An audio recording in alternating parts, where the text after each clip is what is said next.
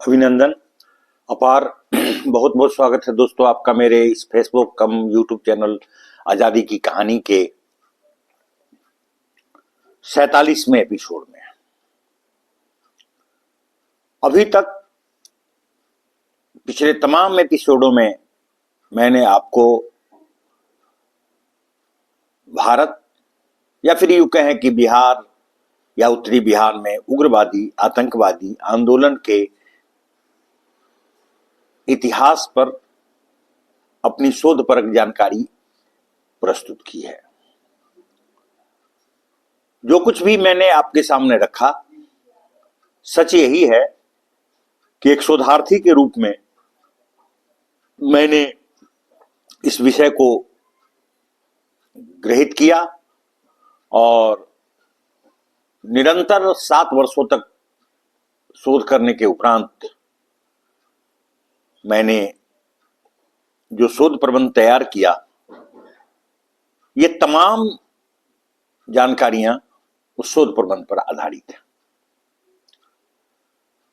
अब आपके सामने मैं कुछ ऐसे महान स्वतंत्रता सेनानियों, क्रांतिकारियों, उग्रवादियों के जीवन वृत्त और कृत्यों पर प्रकाश डालने की कोशिश करूंगा, जिनकी मैंने अंतर्वीक्षा ली, जिनसे निरंतर संपर्क कर मैंने उनके विचार जाने, उनके जो जीवन में, क्रांतिकारी जीवन में जो उनके द्वारा किए गए कृत्य थे, उन पर मैंने उनसे प्रकाश डालने को कहा और उन्होंने जो कुछ भी मुझे बताया, उस आधार पर मैं उनका एक जीवन वृत्त आपके सामने प्रस्तुत करने की कोशिश कर रहा हूं। इस क्रम में मैं सबसे पहले जिनका नाम आपके सामने लाना चाहता हूं, वे थे श्री राम लोचन सिंह जी। लहरियासराय स्टेशन से 6 किलोमीटर पूर्व में कमला बलान नदी के किनारे एक छोटा सा गांव है अंदामा। इस गांव के कौन कन में स्वतंत्रता संग्राम के दौरान क्रांति की चिंगारी भड़कती रहती थी। इसी गांव की मिट्टी ने पैदा किया श्री राम लोचन सिंह जैसे सपूत को, जिसने अपना संपूर्ण यौवन आजादी के निमित्त उत्सर्ग कर दिया। लंबा कद, हिष्ट पुष्ट मांसल शरीर, उभरी हुई छाती, बड़ी बड़ी कड़कदार मूछें श्री सिंह के व्यक्तित्व में भी वृद्धि करती थीं। एक निम्न मध्यम वर्गीय, आर्थिक दृष्टि से तंगहाल परिवार में उत्पन्न श्री राम लोचन सिंह मार्क्स और लेनिन के विचारों से उत्प्रेरित थे और सदैव गरीबों के अधिकारों को सरकार से दिलवाने हेतु संघर्षरत रहते हैं। परंतु भारत की गरीब जनता के प्रति ब्रिटिश हुकूमत के उपेक्षापूर्ण घृणात्मक रुख ने श्री सिंह को विद्रोही बनने पर विवश किया। 1921 में आपने असहयोग आंदोलन में सक्रिय रूप से भाग लिया। बाद में प्रख्यात पंडित रामनंदन मिश्र, कार्यानंद शर्मा आदि के नेतृत्व में दरभंगा में छेड़े गए किसान आंदोलन के दौरान भी इन्होंने एक जागरूक देशभक्त सिपाही की भूमिका का सफल निर्वहन किया। 1942 के भारत छोड़ो आंदोलन के दौरान श्री सिंह ने युवकों को संगठित कर आजाद दस्ता के गठन में महत्वपूर्ण भूमिका निभाई। तत्पश्चात नेपाल की तराई में प्रशिक्षित इस देशभक्त युवक ने संगठन आजाद दस्ता द्वारा आयोजित अनेक प्रशिक्षण शिविरों में देशभक्त क्रांतिकारियों को शस्त्र संचालन, गुरिल्ला युद्ध आदि का प्रशिक्षण भी दिया। श्री सिंह का गांव अंदामा आजादी के दीवानों का तीर्थ स्थान था, जहां आजाद दस्ता के सिपाही उन्मुक्त विचरण करते थे, आयोजित शिविरों में प्रशिक्षण आदि प्राप्त करते थे। इस गांव में आयोजित प्रशिक्षण शिविरों और दस्तों की गुप्त बैठकों में राज्य और देश स्तर के अनेक महान क्रांतिकारी नेताओं का आगमन होता था। इस गांव का बच्चा बच्चा इनकलाबी था। अंदामा में ही दरभंगा सदर थाने के दारोगा उदित नारायण झा की आजाद दस्ता के सदस्यों ने हत्या कर दी थी, जो सिंह के घर की जब्ती कुर्की कर लौट रहा था। इस हत्या का बदला पुलिस ने श्री राम लोचन सिंह के घर को फूंक कर लिया। उनके पिता की बेरहमी से पिटाई की गई और गिरफ्तार कर उन्हें जेल में डाल दिया गया। उस दिन श्री सिंह ने छुपकर अपनी आंखों से अपने गांव के निवासियों को पुलिस के भय से गांव से पलायन करते और अपने घर को धो धो कर जलते देखा, परंतु श्री सिंह के चेहरे पर एक सिकन तक नहीं आई। वह आजादी के तराने गाता अंग्रेजों के घरों को जलाने की फिराक में हाथ में मसाल थामे निकल पड़ा। उसने एक नहीं अनेक अंग्रेजों के घरों और कार्यालयों को फूंका। बरसों तक सरदार रामलोचन सिंह के नेतृत्व में दरभंगा जिला का आजाद दस्ता अपने कार्यक्रमों को संचालन करता रहा और अंग्रेजी हुकूमत के लिए निरंतर चुनौती बना रहा।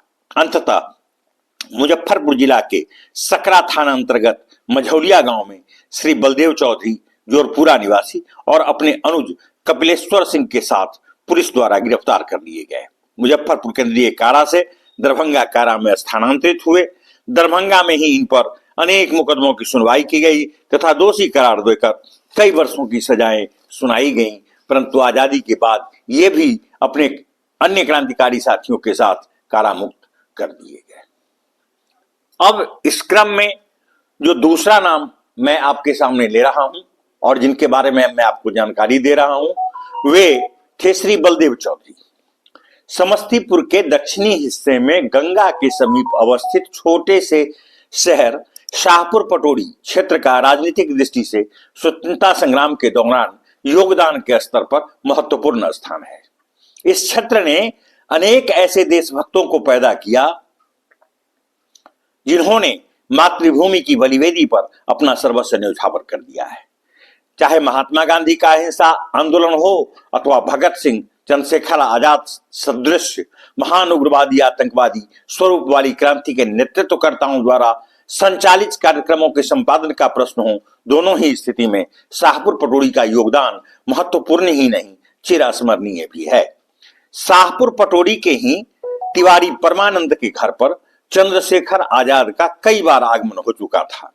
तिवारी परमानंद एक क्रांतिकारी विचारधारा के युवक थे और उनका भी कार्यक्षेत्र प्रधानतः बिहार और उत्तर प्रदेश था। ऐसे इसी तिवारी खानदान के पंडित सत्यनारायण त्रिवेदी तिवारी इस क्षेत्र के जाने माने उदारवादी विचारधारा के कांग्रेसी थे और गांधी जी के अनुयायी होने पर गर्व महसूस करते थे, परंतु तिवारी परमानंद उनसे प्रेरित होकर भी उग्रवादी विचारधारा के क्रांतिकारी ही सिद्ध हुए। वस्तुतः परमानंद जी अपनी उच्च शिक्षा की मंशा पूरी करने बनारस गए तथा वहीं स्वामी संपूर्णानंद के संपर्क में आए। उनके यहाँ राष्ट्रीय स्तर के बड़े बड़े क्रांति दूतों का आना जाना लगा ही रहता था। इस प्रकार तिवारी परमानंद अपनी मृत्यु से पूर्व निरंतर क्रांतिकारी गतिविधियों में संलग्न रहे और कभी पुलिस के हाथों में नहीं आ सके। ऐसे ही सशस्त्र क्रांति के अग्रदूतों की महती श्रृंखला में शाहपुर पटोरी के निकट उत्तर दिशा में अवस्थित एक गांव जोरपुरा के निवासी थे श्री बलदेव चौधरी, जिन्होंने अपना यौवन मातृभूमि की बलिवेदी पर समाप्त कर दिया। छात्र जीवन के प्रारंभिक दिनों में शांत चित्त श्री चौधरी जैसे जैसे बड़े होते गए, देश की राजनीतिक स्थिति को समझने बूझने का भी प्रयास करने लगे।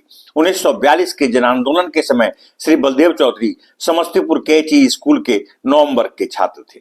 अगस्त क्रांति की ज्वाला के भड़कते ही श्री चौधरी ने स्कूल का परित्याग कर दिया और अपने गांव जोरपुरा पहुंचे। 10 अगस्त 1942 को युवकों की एक टोली लेकर श्री चौधरी इस क्षेत्र में भी क्रांति की मशाल प्रज्वलित करने का दृढ़ संकल्प लेकर निकल पड़े। इस टोली में श्री चौधरी के अतिरिक्त श्री बालेश्वर प्रसाद सिंह मालपुर निवासी, श्री बहुएलाल चौधरी जोरपुरा निवासी, श्री कृष्णचंद्र राय चकसलेम निवासी, श्री श्रवण राय एवं श्री महेंद्र राय चकसलेम निवासी, श्री हरे कृष्ण राय मरिचा आदि युवक शामिल थे, जिन्होंने अपने सर पर कफन बांध लिया था और देश सेवा में सर्वस्व अर्पण करने का व्रत ग्रहण किया था।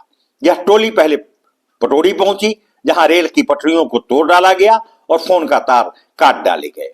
डाकघर को भी नुकसान पहुंचाया गया और फिर यह टोली वरुणा पटोरी से 10 किलोमीटर उत्तर में अवस्थित नून नदी पर सड़क पुल को ध्वस्त कर समस्तीपुर पटोरी मुख्य मार्ग को अवरुद्ध करती दलसिंह सराय पहुंची, जहां पुलिस ने एक दिन पहले प्रदर्शनकारी छात्र छात्राओं के दल पर गोलियां चलाई थी।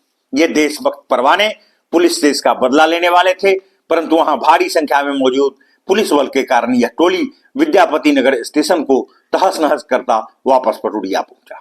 दूसरे ही दिन 12 अगस्त को श्री बलदेव चौधरी गिरफ्तार कर लिए गए तथा इन्हें 1 साल की सजा देकर पटना कैंप जेल भेज दिया गया। जब श्री चौधरी अपनी सजा पूरी कर अगस्त 1943 में जेल से मुक्त होकर वापस लौटे, तब तक आजाद दस्ता का गठन हो चुका था। श्री चौधरी के मित्र मालपुर निवासी श्री बालेश्वर सिंह आज दस्ता के प्रशिक्षण प्राप्त सक्रिय सदस्य के रूप में देश सेवा में संलग्न थे। वापस लौटने पर श्री चौधरी ने श्री बालेश्वर सिंह के माध्यम से आजाद दस्ता की सदस्यता ग्रहण की और दस्ता के कार्यक्रमों में सक्रिय रूप से भाग लेने लगे। पटौड़ी क्षेत्र और समस्तीपुर तथा दरभंगा क्षेत्र में आयोजित आजाद दस्ता की प्रायः प्रत्येक विधियों में श्री चौधरी ने सराहनीय भूमिका अदा की। 1944 में जब आजाद दस्ता के सदस्यों का दल प्रांतीय सरदार श्री सूर्यनारायण सिंह के नेतृत्व में बनारस पहुंचा, तब उस दल में श्री चौधरी भी शामिल थे। बनारस में जब दस्ता के बिहार प्रांत के सरदार सहित अनेक क्रांतिकारी गिरफ्तार होने लगे, तो श्री चौधरी श्री देवनारायण गुरुमेहता और श्री सत्यनारायण सिंह मकरमपुर के साथ बनारस से भाग निकलने में सफल हुए। श्री गुरुमेहता तो भागकर कलकत्ता चले गए, परंतु श्री चौधरी और सत्यनारायण सिंह लौटकर दरभंगा पहुंचे। दरभंगा से मुजफ्फरपुर की ओर जाते हुए सकरा थाना अंतर्गत मझौलिया गांव में सरदार रामलोचन सिंह और उनके अनज कपिलेश्वर सिंह के साथ श्री चौधरी भी पुलिस की गिरफ्त में जा फंसे। उन्हें दरभंगा कारा में रखा गया तथा दरभंगा में ही विशेष न्यायाधीश ब्लैकबर्न की अदालत में उन पर अनेक अभियोग के संबंध में मुकदमा प्रारंभ हुआ, जिसमें अंदामा में दरभंगा सदर थाने के दारोगा उदित नारायण झा की हत्या वाले केस में श्री जमुना सिंह, श्री सारनाथ झा और श्री लाला प्रसाद सिंह क्रमशः मकरमपुर मधुबनी, भमरोपुर समस्तीपुर तथा वासुदेवपुर वैशाली के साथ श्री बलदेव चौधरी को भी फांसी की सजा सुनाई गई। परंतु इसी बीच देश को आजादी मिली तथा श्री चौधरी भी अपने अन्य साथियों के साथ जेल से मुक्त कर दिए गए। श्री चौधरी का अदम्य उत्साह और देश के प्रति उनका समर्पण निश्चित रूप से सराहनीय ही नहीं बल्कि एक मिसाल था। अब क्रांतिकारियों की इसी महती श्रृंखला में जिस तीसरे महान क्रांतिकारी के बारे में मैं आपको बताने की कोशिश करूंगा वह है शारदानंद झा। समस्तीपुर शहर से 2 किलोमीटर दक्षिण एक छोटा सा गांव भमरोपुर, जहां की मिट्टी ने शारदानंद झा जैसे सपूत को पैदा किया। मां शारदे का भरत पुत्र श्री झा अपने छात्र जीवन से ही स्वतंत्रता प्राप्ति के अपने सपने संजोता जा आ रहा था और स्वाधीनता संग्राम के विभिन्न विचारधाराओं जैसे समाजवादी विचारधारा का प्रबल पक्षधर था। वस्तुतः आर्थिक दृष्टि से विपन्न परिवार में उत्पन्न शारदानंद झा निर्धनता की व्यथा में व्यथित था और पूंजीवाद तथा साम्राज्यवाद से उसे घोर घृणा थी। उसने अपने लघु छात्र जीवन में ही मार्क्स, लेनिन और गांधी के राजनीतिक विचारों का गहराई से जायजा लिया। तभी तो उसने आजादी की कामना पूर्ति के लिए एक मेधावी छात्र होने के बावजूद स्कूल का परित्याग कर अगस्त क्रांति में अपने आप को झोंक दिया। शीघ्र ही वह आजाद दस्ता का सक्रिय सदस्य बनने में सफल हुआ। उन्होंने समस्तीपुर प्रशासन को इस हद तक भयभीत कर दिया कि हफ्तों पुलिस दस्ता उनकी प्रतीक्षा में उनके गांव को घेरे रहते थे। आजाद दस्ता ने उत्तरी बिहार में जितने भी वारदात अंग्रेजी हुकूमत को भारत से खदेड़ने के निमित्त किए, उनमें से कुछ को छोड़कर प्रायः अधिकांश वारदातों ने शारदानंद झा का सदैव अगली पंक्ति में देखा गया। 20 नवंबर 1944 को जब शारदानंद झा लाला सिंह वासुदेवपुर चंदेल वैशाली के साथ धनबाद से बनारस पहुंचे तो वहीं पुलिस द्वारा बिछाए गए जाल में जा फंसे। पुलिस ने महीनों तक रिमांड पर रखकर उन्हें गंभीर यातनाएं दी और निरंतर दस्ता से संबद्ध प्रश्न पूछे, परंतु शारदानंद झा को अंग्रेजों की कोई भी पीड़ादायक यंत्रणा तोड़ नहीं सकी। विवश होकर बनारस पुलिस ने श्री झा को बक्सर केंद्रीय कारा भेज दिया। वहीं अनेक मुकदमों में इनका टीआई परेड हुआ, जिसमें अनेक गवाहों ने इनकी पहचान की। बक्सर केंद्रीय कारा से शारदानंद झा दरभंगा केंद्रीय कारा स्थानांतरित कर दिए गए, जहां अन्य अनेक मुकदमों में इनको दोषी करार दिया गया। अंदामा के दारोगा हत्याकांड में भी श्री शारदानंद झा को अंग्रेज न्यायाधीश ब्लैकबर्न ने फांसी की सजा सुनाई, परंतु सभी अन्य मुकदमों की सुनवाई बाकी थी कि देश को आजादी मिल गई। 17 जून 1946 को श्री शारदानंद झा भी केंद्रीय कारा हजारीबाग से अपने अन्य अनेक क्रांतिकारी साथियों के साथ मुक्त कर दिए गए। देश आजाद हुआ, प्रांत में कांग्रेस की हुकूमत कायम हुई, सारा देश हर्षोन्माद में डूब गया, परंतु पुलिस की भयानक यंत्रणाओं के कारण टीबी के शिकार हुए श्री शारदानंद झा, श्री बालेश्वर सिंह आदि की ओर ध्यान नहीं दिया। गरीबी की माहौल में उचित चिकित्सा के अभाव में श्री झा असमय ही काल कलवित हुए। आज भी उनकी विधवा अपनी बर्बादी पर आठ आठ आंसू बहाती हैं।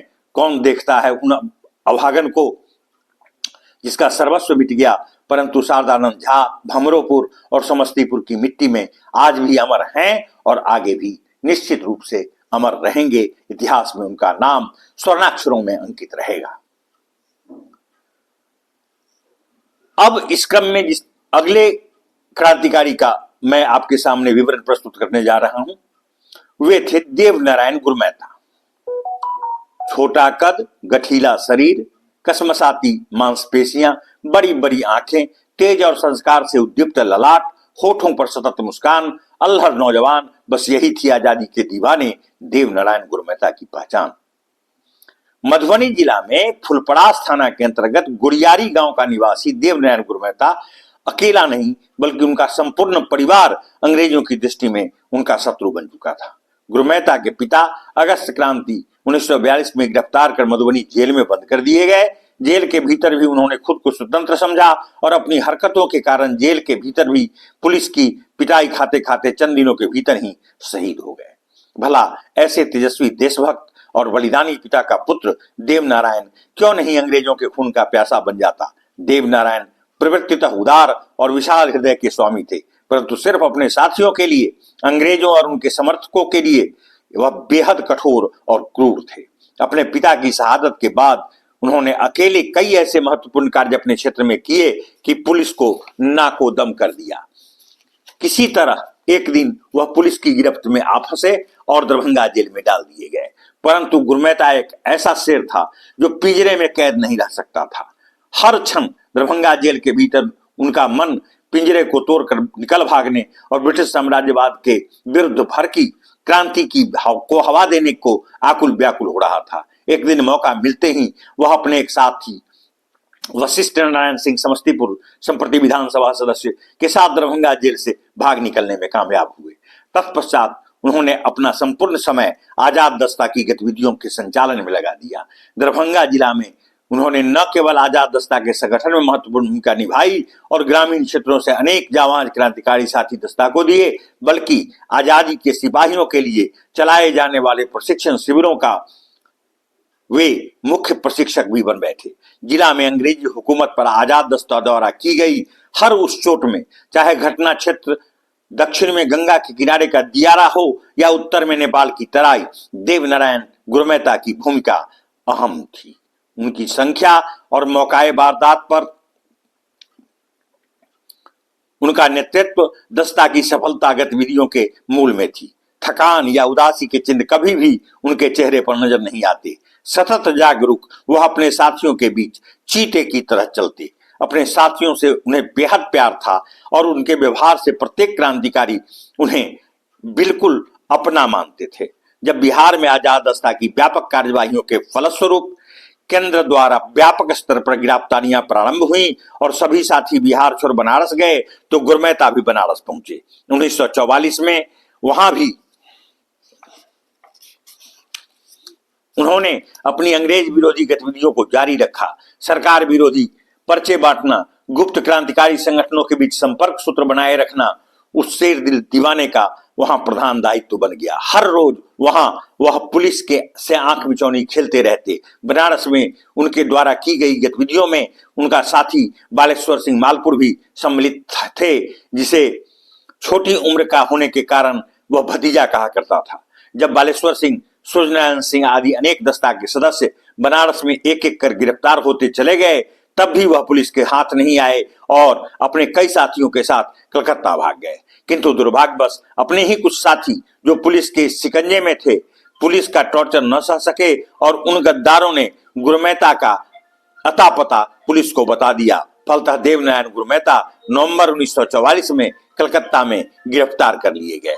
वहां से गुरमेता को पुलिस के संरक्षण में दरभंगा जेल लाया गया। दरभंगा में ही विशेष अदालत में उन पर केस चला, जिसमें कई वर्षों की सजा सुनाई गई। अंततः केंद्रीय कारा हजारीबाग से 17 जून 1946 को अन्य क्रांतिकारियों साथियों के साथ गुरमेता भी मुक्त कर दिए गए। आज के इस एपिसोड में बस इतना ही।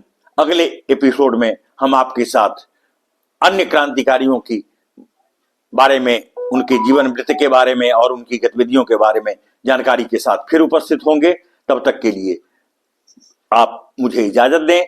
जय हिंद, जय भारत।